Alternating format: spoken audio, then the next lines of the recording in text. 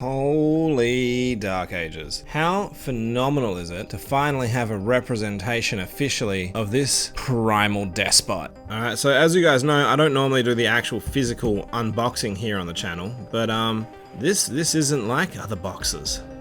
This is a box befitting Nova Prime himself. So, you know, it's got this cool inlay that pops up. All of it decoed with that awesome art. So, you know, you could go the full spread if you wanted to keep it, which is pretty tempting because it looks sick. But then inside, you've got this secondary inlay, and where'd he go? That's pretty spooky. Oh, of course. We gotta go to the dead universe.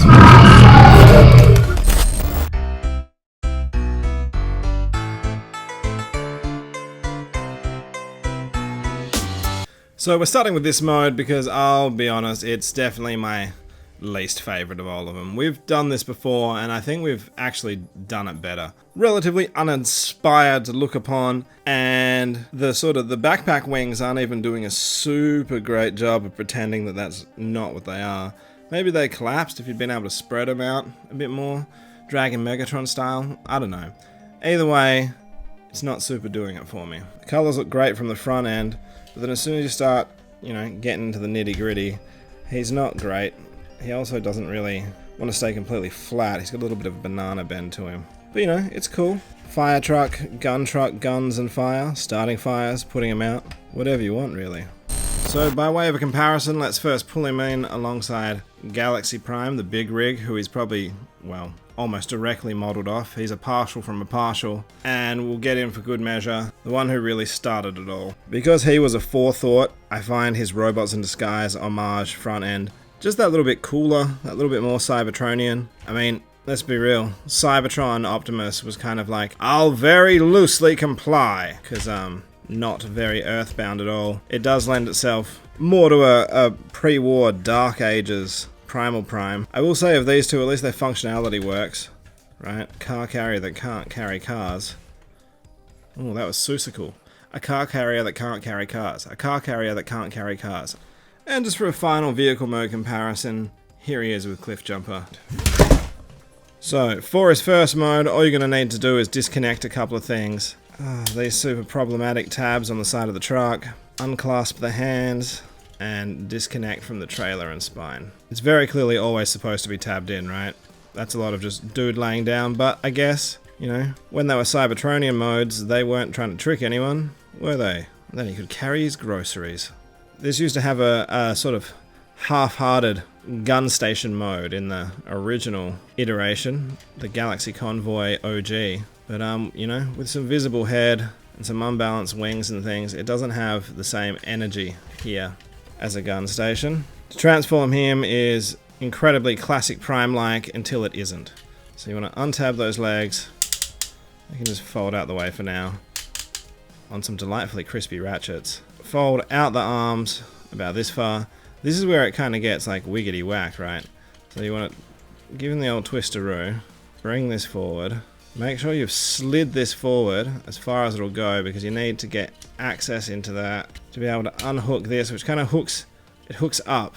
It's a little unexpected. Reveal the head, tab it back in, slide it on back, take that up his back, fold that back up, tab in those arms on the side. It was never a particularly strong tab, but I feel like it's even looser on this bad boy. But I guess you can pretend it's backward butterfly if you suspend some disbelief. And check out old Midas mitts here. The gold accents are phenomenal. I kind of wish we'd gotten a different head sculpt for this head sculpt. This isn't what I think he should look like. At least give him a gold faceplate or something, right? You know, he's a perfectly serviceable, chonky little Optimus.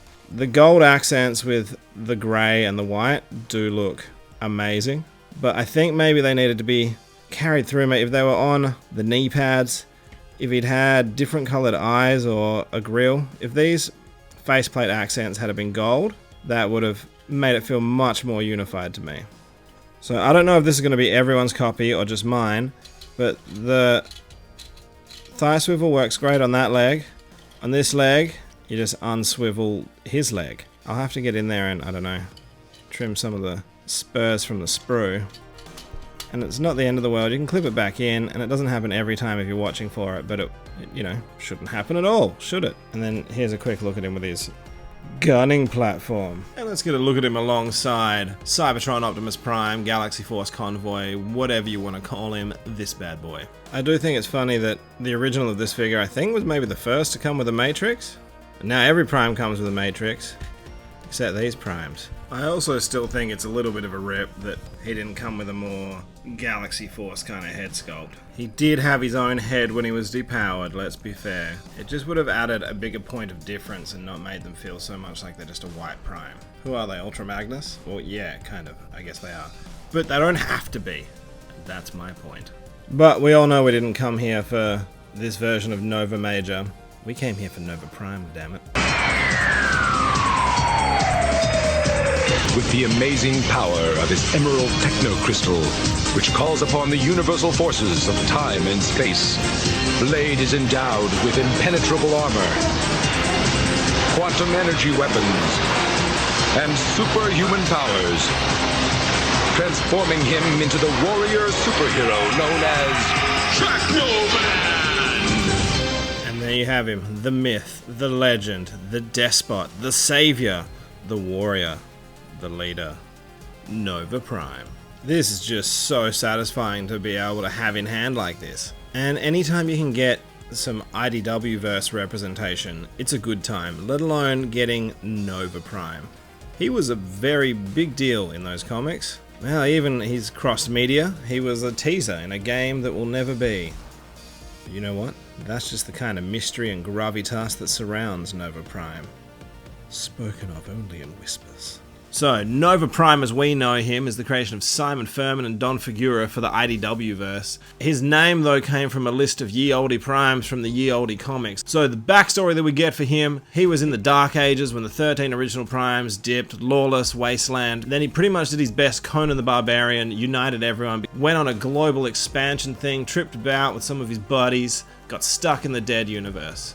Time, history, everything forgot him, moved on, Optimus Prime, suddenly, we're back in the Dead universe. We've got Nova Prime wanting to continue his expansionist ways, and then, you know, he's possessed. He's a possessed guy. He's full of the D-Void from the Darkness universe, and then he dies. And then he comes back again as a D-Void monster being puppeted about the place, and then he dies again. And then that was pretty much it. He has been teased at the end of like the post-credit scene of Transformers Devastation. Who knows what could happen, but at this stage, nothing's gonna come of that. And then he's popped up now in the Legacy verse. This is his strongest mode. This is where he feels the most distinct from the other mold mates he has, and he just looks phenomenal. I could have maybe done, like, it's great that there's this little inlay of gold over his shoulders there. Even if they were stickers, I would have really liked some gold wing tips or something, just to, you know, help give him a little bit more visual depth. He can, of course, interact with these guns with, you know, really considerate sliding handles. What's great about them as well is he can keep a grip with a reasonable range on them. Like, you get a bit of sideways. There's no way to get them higher up, but you can go down. I don't know, just for such big integrated pieces, I think you get a pretty good range of movement. They could have just been fixed, right? If you don't like them, it's almost easiest to untab the back to fold them up and away. Which, to be honest, doesn't look half bad either, especially if you end up taking the little gun from the top and giving it back to him as a sidearm. The guy just throws cool shapes. It's like he can't even help it. He's not even trying. That's just how cool he is. God, look at him. Is he not like the Sephiroth of the Transformers world? I can't look at him without hearing that Genova music. So you know we're going to have to do a few comparisons with this guy, right? He's just begging for it. Alright, so let's take a look at him alongside the next most evil version of this mold. Shattered Glass, Ultra Magnus. You know, these are a couple of pretty solid partials. They don't necessarily feel like the exact same guy until you realize they have the same cobbler. That's quite a lot of different pieces. Next, let's get him alongside the soon-to-be defunct Earthrise Ultra Magnus. Again, same cobbler, otherwise all the armaments do make them quite a different bot. And then let's have a look at him, obviously, with the figure that he shares the most pieces with. And even then, again, they have the same glove maker and the same cobbler, but again, other than the inner bot being exactly the same, because of the head, shoulders, chest, backpack, do make them quite a different bot. These guys as a figure set are a really good example of how much a partial can change a figure and make you feel like you've got a radically new toy. So whilst this is the 5th time out in terms of partials for this mold, it was a good mold to begin with. It stayed good. It's been some clever reuses of Ultra Magnus.